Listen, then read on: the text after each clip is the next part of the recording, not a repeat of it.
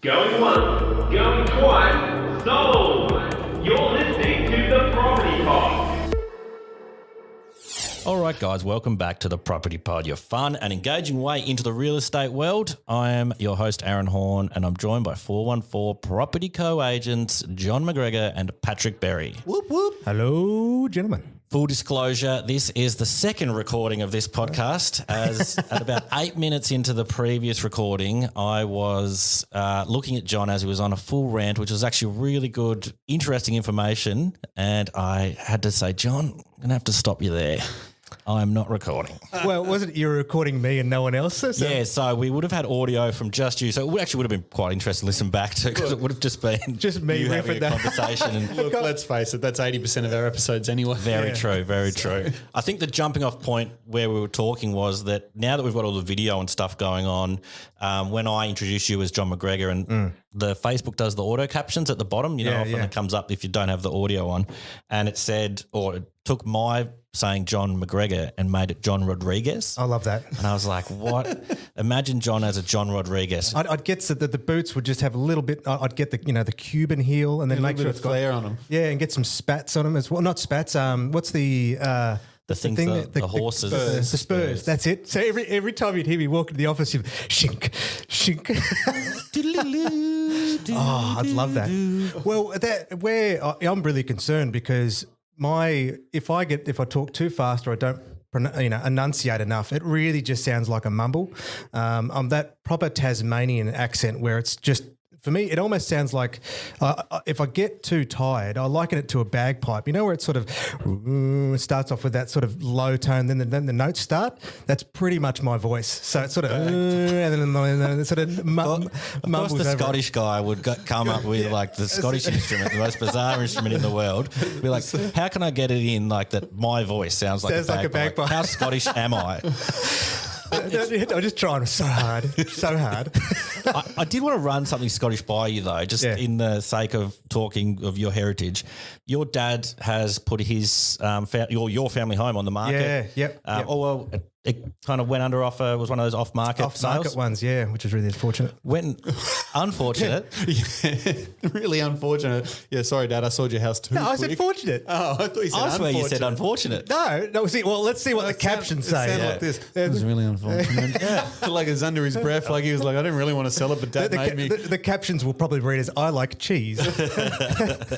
But I went and took the photos to sell it, and then you've got in and sold it off market. But Always handy since that's your job. Yes, that is my job, yes. I was actually saying to Sebastian, my little apprentice, as we went in, all the like stuff we used to do as high school kids. Like, remember the time Tone, we've walked around the corners wearing those welding goggles and people are spitting ice at him, which is completely un-COVID safe. That was madness. Because I remember walking down the stairs and then there was that moment of, I don't know if shock was the right word, but it was just like, what is going on? He's just sitting there taking it. Yeah.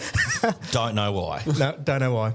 No, so we've walked into that space though, however, and for anyone out there that doesn't know, well, you wouldn't know, the carpet is this like tartan. Yeah. I've never seen anything like it. Taking photos of it was quite interesting because it kind of just had a whole life of its own. Yep. But was that something your dad put in? Is that kind of that's your clan colours? No, but it was just pure luck that, it was in there already, because it was just like, yep, there's our heritage through and through. And the bonus, if you remember. What, the pure luck of the only people that are so proud of their Scottish heritage that they go to Scotland to compete in McGregor games happen to have carpet like that? They always say there's something in every house that you fall in love with. And for the McGregor family, it's clearly the carpet. And don't forget too, is that in the rumpus, that's where the bar was. So coupled with the tartan carpet was a bar right as you walked through the door. Pure.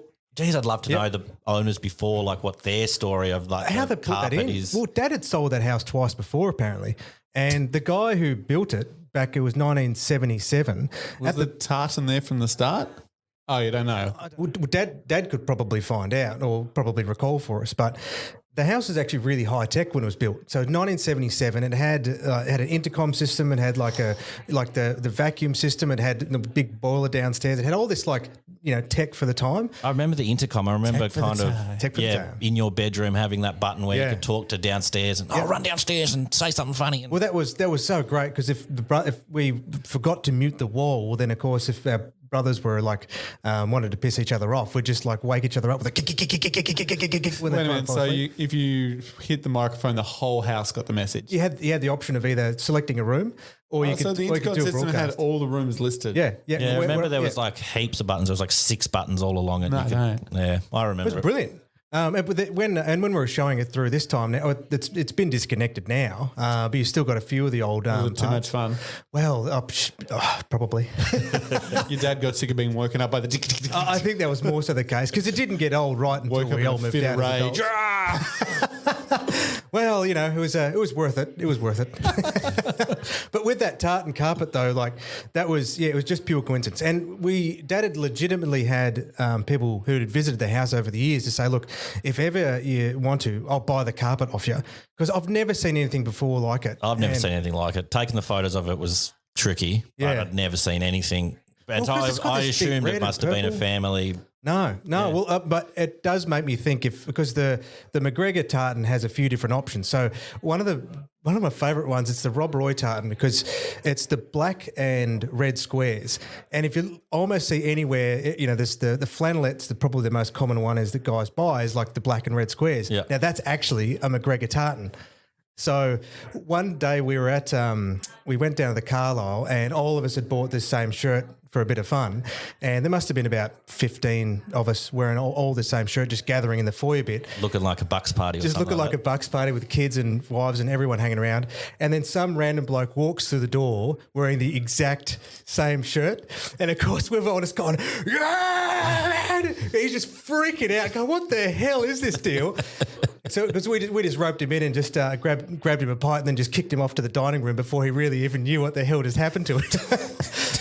I'm sure he said, man, I wish my partner just let me wear my T-shirt today like I planned. He probably bought it that day to impress because obviously they're going out on a date. To the car. To the car. Nothing wrong with the car for a hot exactly, date. exactly. Speaking of hot dates, is it your wedding anniversary? It is my wedding anniversary on Saturday. On Saturday. How many years are we? 11 this year. 11. I heard a secret plan that you were planning on telling the place you were going that it may be your 10th to see if you could milk any bonus treats out of it.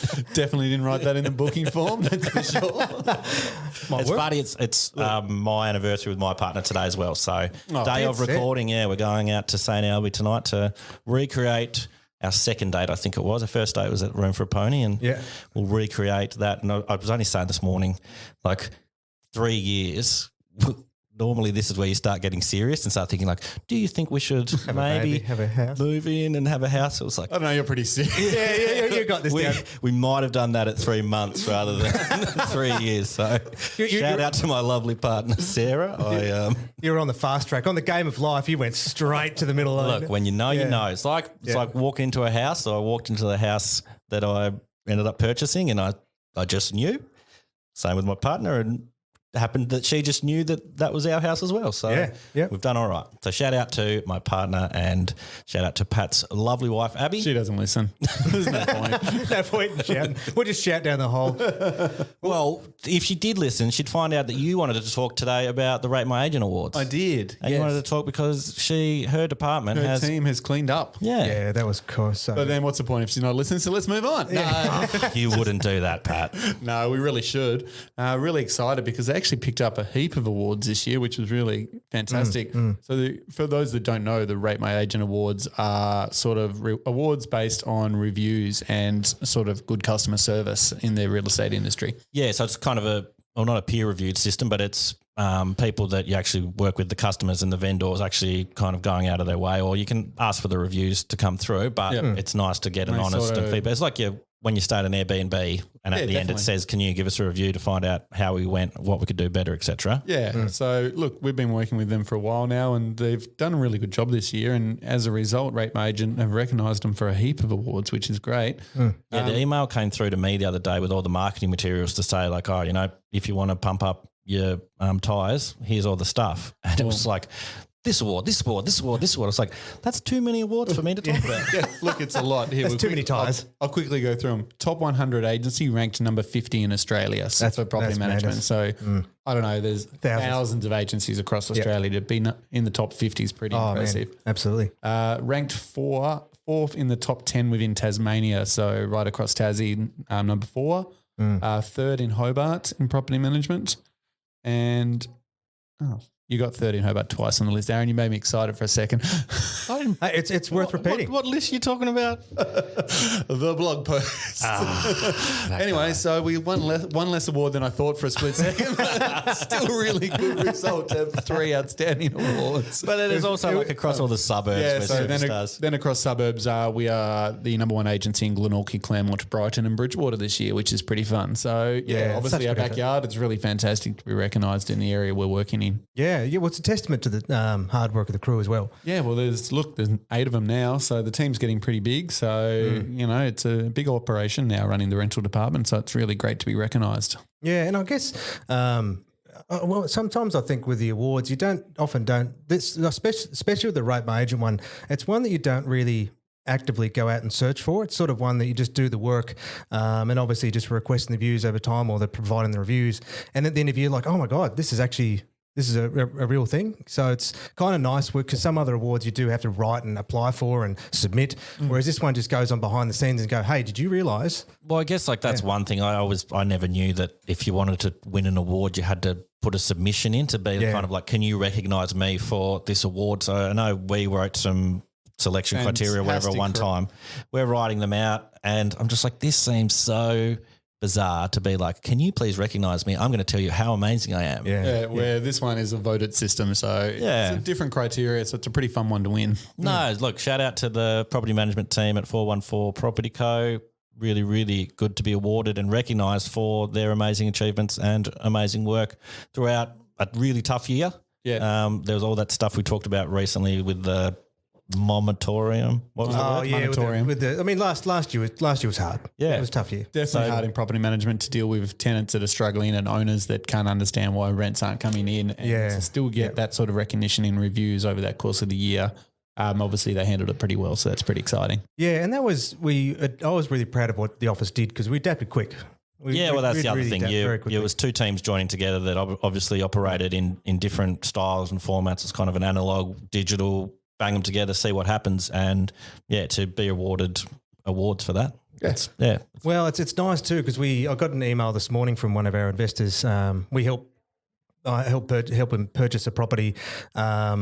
It'd be a couple of years ago, I think 2018. He reminded me it was, but he's emailed me to say, hey, look, I'm interested in grabbing this one. Do you mind looking on my behalf? So it's going to be a fun process for me to switch from negotiating on the owner's side to becoming a buyer's agent in many senses. Yeah, for sure. I've done that a fair bit over the time with different investors, and all they really want is like they trust you, so they want you to go have a quick look through for them because. If you ring them and say, it's all good, go for it, makes them feel more comfortable about making an offer. Yeah, absolutely. And it sort of comes down to same when people will they'll ask for rental references. I think, the questions can be very, very simple. It's like, look, would I put them in my property? Yeah. That's what you really need to ask the question. Or it's like even with staff, it's like, would you have them back? Absolutely. Like, to me, that's the best reference. I know with, for investors, it's like, well, would I be proud to have this in my portfolio? Absolutely. All that by what you've described, that plan makes sense. It was, I was only reading something before, a lead agent article, something about the welcome to the age of assistance was kind of their headline. And it was kind of, I know we've talked about in the past, agents seem like kind of gatekeepers of the information, but now it's kind of turning into this world of let's get the data and be able to give it to people because people are searching for like, what should I do when I'm negotiating a house? What should I do this? Yeah. People are listening to podcasts about real estate to try and get a foot in the door. Yes. So they're kind of coming to you as a trusted vessel and saying like, wow, like, can you go and have a look for me? Because if you give me the go ahead, I'll go ahead. Yeah. Yeah. And that's exactly right. It is a shifting way that the real estate industry works and what we're expected to do these days. And education, I think, is fast becoming the main part of our job. Yeah. Well, and education and guiding people to make the right decisions and to help them make the right decisions. Well, and that goes to show that the core things never change, which is that element of trust.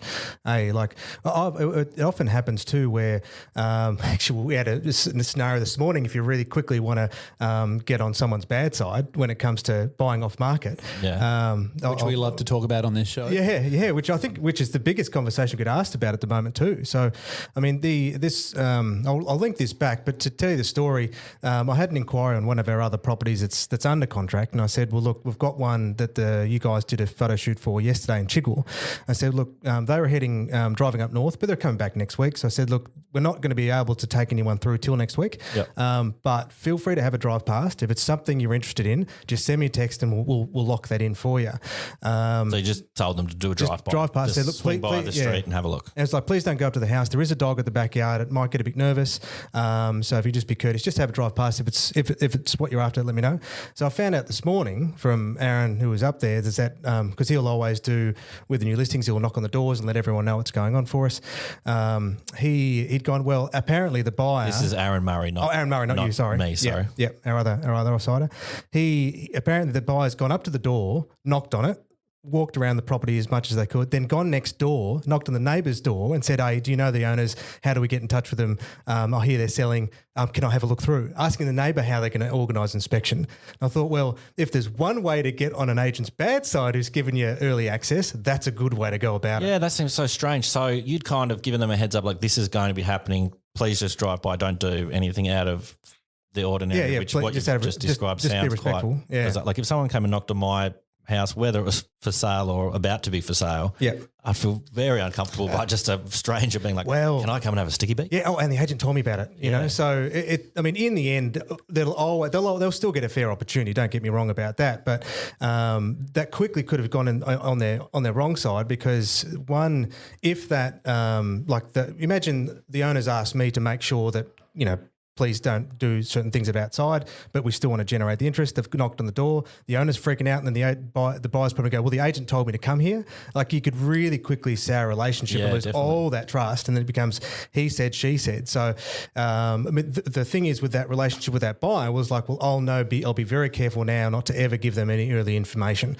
because it's just like, well, if you're going to go directly against a opportunity we've provided, mate, you know, it's like, sorry. Yeah, it'd be really interesting to hear, like I assume for them it didn't seem like it was a bad thing to be doing or a wrong thing to be doing. Like perhaps they'd been out there, had 14 offers refused. And absolutely. Like, we need to find out how we can just get into the market the way it is at the moment.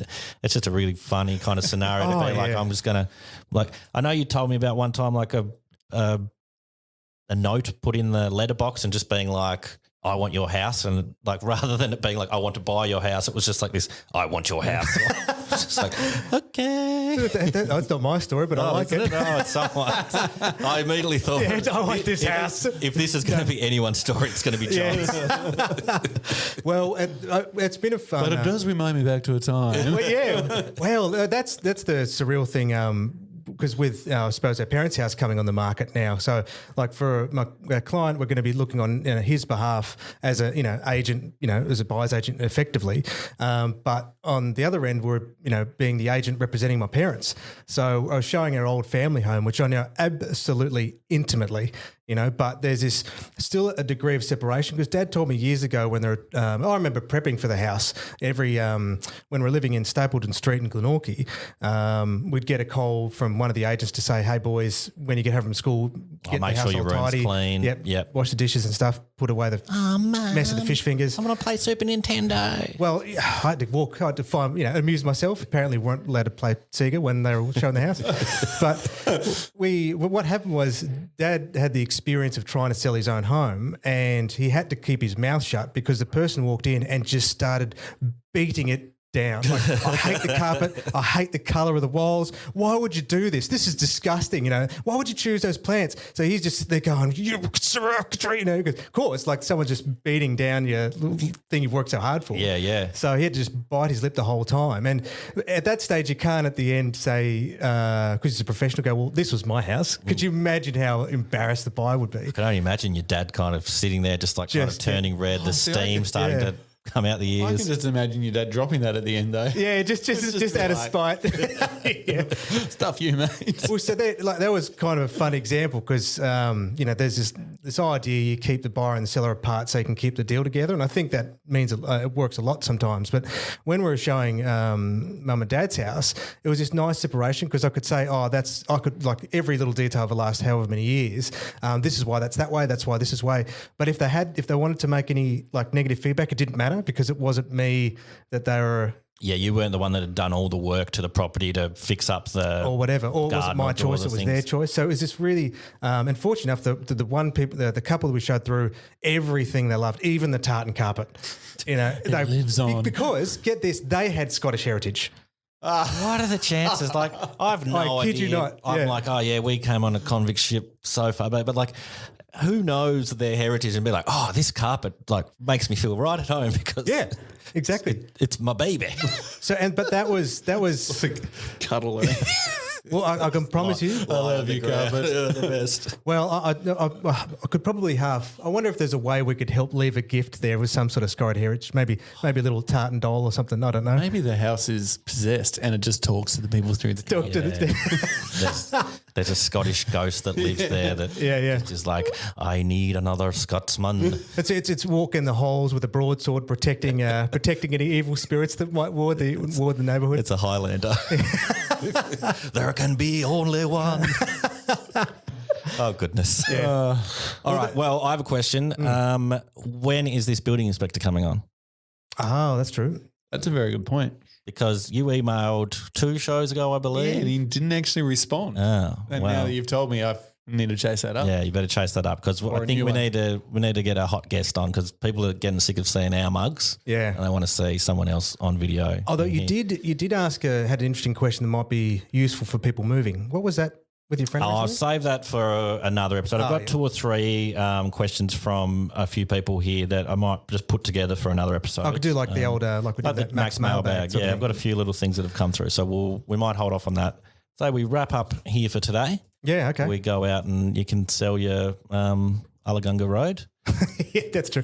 To that buyer, very last. Yes. Awesome. Pat's off. Pat's emailing. Yep, I'm just sending that email off. I'm going to get this guest. All right. Pat is promising a guest next week. Thanks, guys. Awesome. See care. ya. Bye. You have been listening to The Property Pod, recorded and edited by 414 Media House in conjunction with 414 Property Code. This podcast is general information only, and the thoughts and views expressed is the opinion of our panel, and listeners should always seek then use their own investigation into any topic we discuss to ensure they fully understand their own situation. It does not constitute and should not be relied on as purchasing, selling, financial or investment advice or recommendations, express or implied, and it should not be used as an invitation to take up any agent or investment services. No investment decision or activity should be undertaken on the basis of this information without first seeking qualified and professional advice.